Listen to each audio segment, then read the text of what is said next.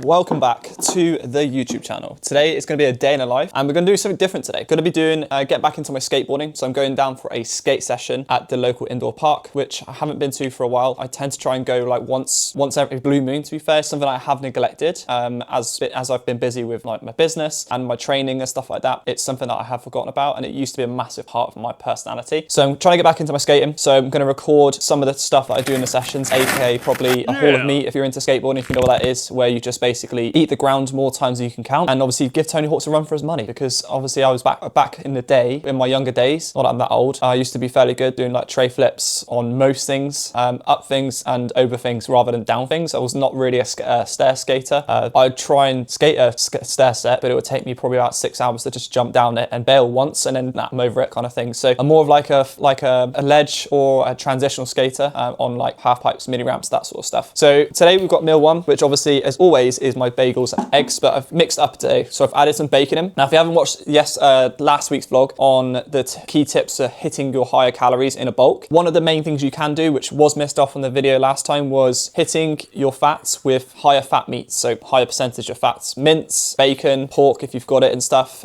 just makes life 10 times easier to hit those higher calories. So we're going to consume this, which it looks insane. We've got some maple syrup bagels as well, which are like top tier, best bagels ever if you can get them. And obviously watered down with one of the best flavour of Monsters, the white Monster. Now, if you're looking for a banging deal on Monsters, head over to Asda. You can get 3 boxes of 9 for 24 quid. Absolute steal, that is.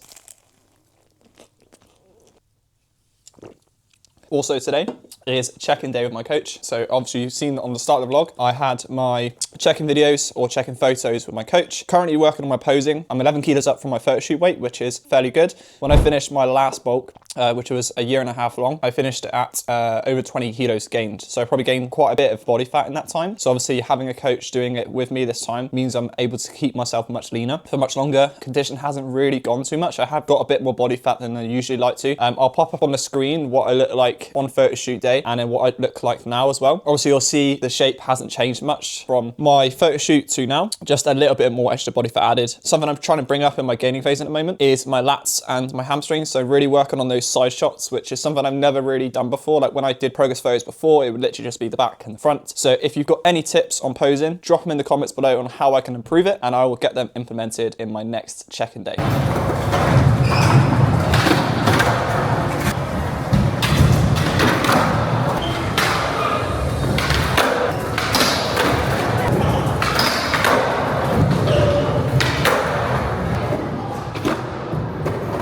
Well, that was a very good skate session. Haven't skated like that in a long time, where I spent probably a good hour, 45 minutes trying to land a fakie tray, which used to be my go-to trick back in the day. I used to land that every single time without fail, but obviously just shows you how unpracticed I am. So it's just going to take a couple more sessions and repetition of those sessions to get me back to where I was before. But I've still got some good tricks in the bag. Like had a game of skate with another skater. Did win the game of skate, but I literally was doing a lot of like the switch heels, nollie heels, and nollie 360. So I've got some decent bag of tricks still there. Just obviously the main ones that I've really liked or really enjoyed doing on a regular.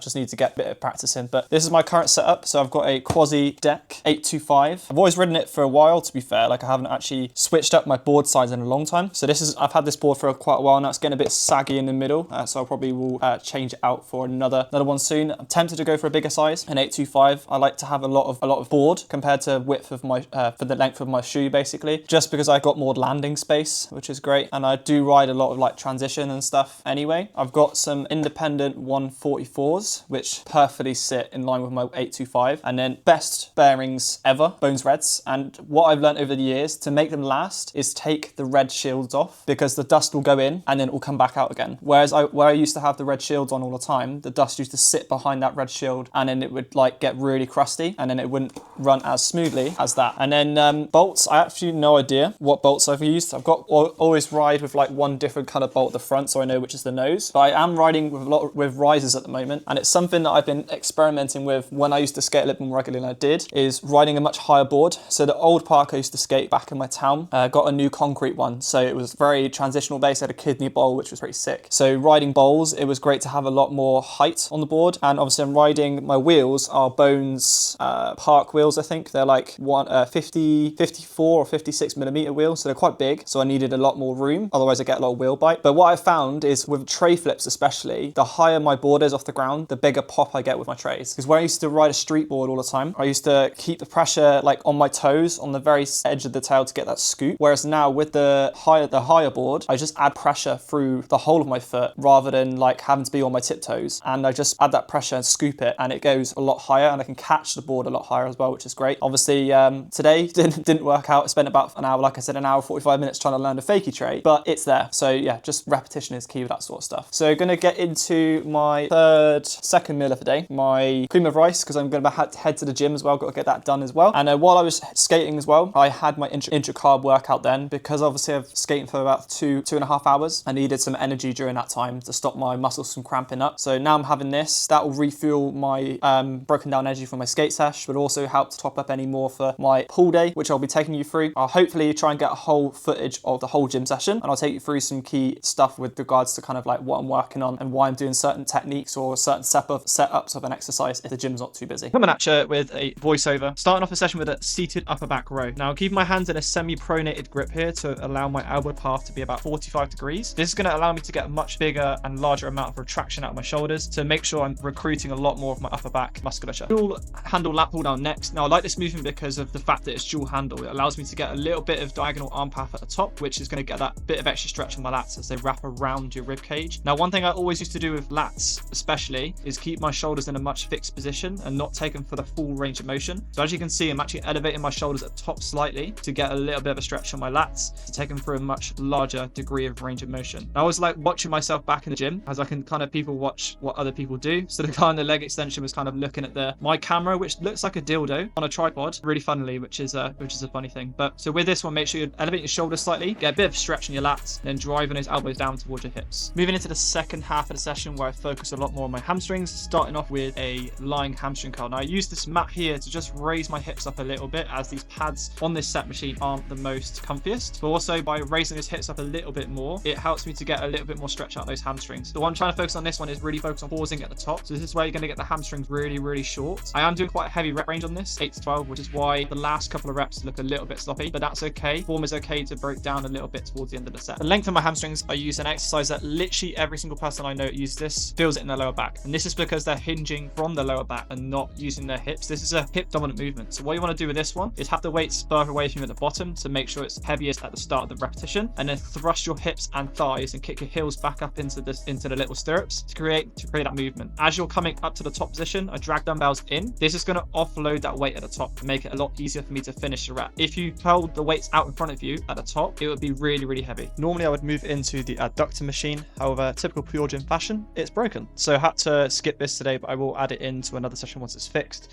We're going into a rear delt fly on the pec deck. Now I'm doing a cluster set here just for time efficiency, but also to add a little bit more volume in. So I'm doing 3 sets of 10 to 15 reps with 10 seconds rest between each one. A new movement for this session, a single arm preacher cable curl. Now I like this exercise as I can manipulate the weight depending on where I place the bench. So the closer the bench is to the cable, the heavier it is in the stretch. The further away it is, the heavier it is in the contraction. Now a lot of research is stating more length and range work is better, so we're placing the bench fairly close to the cable, which means as I get to the top of the repetition, the cable gets closer to my arm, which reduces the weight. It's going to help me get a lot closer to failure, as we typically want more weight in where we're strongest to where we're weakest. Finish off with 2 sets of incline dumbbell bicep curls. It's placing a lot of weight in the mid-range where we're strongest, and it's placed after the preacher curl because that taxes the short range where we're weakest. So if it was the other way around, we wouldn't be able to get as many reps on the preacher curl as I did before. That is a wrap on pull session 2 for the week. Tough session today. Made a rookie mistake by placing my skate session right before going to the gym, which meant that when I went into the session, my hamstrings were fucked basically. So the last set of the lying hamstring curls, I took a rep down, but on a normal day, that probably would have been a rep progression. So I won't go up a weight until next week or the week after next, just to make sure that it is a case of like I placed my skate session too early. But yeah, basically the session on my skate session went on too long because I really wanted to land that tray flip. Got it, and then obviously my hamstrings are now fucked. I completely forgot how much of your like hamstrings and quads that you do use in skating, and that's mainly because I haven't skated in absolute ages. So yeah, rookie mistake, which I will not be doing again. And that's the thing, what I recommend to clients as well, is if you are doing cardio or something sort of like that, is try to place it as far away as from your weight sessions as possible, purely because, like for me today, it happens where you go into the session, my energy wasn't low, I actually felt way more energized going into the session, but my hamstrings were just battered. So I only had 2 exercises, that and the hip extension, but just wrecked basically. So I'm going to tuck into my post-workout cereal, which I've swapped out Cocoa Pops at the moment purely because of the sugar content in them. So I'm just going for plain old Rice Krispies with key lime pie protein powder, as I've ran out and it's like an emergency stash, which I hid away. So tucking into that. And then I'm going to be probably doing some client programming and some early check-ins ahead of tomorrow's check-in day. And then tucking into some fajitas for tea. I know, I need to be able to see shit. I'm like, I'm fucking standing there for 8 hours. Definitely not. I will sit my ass on this chair and I will stand up. Heels that I used to wear, fuck my life. Supposed to break my ankle.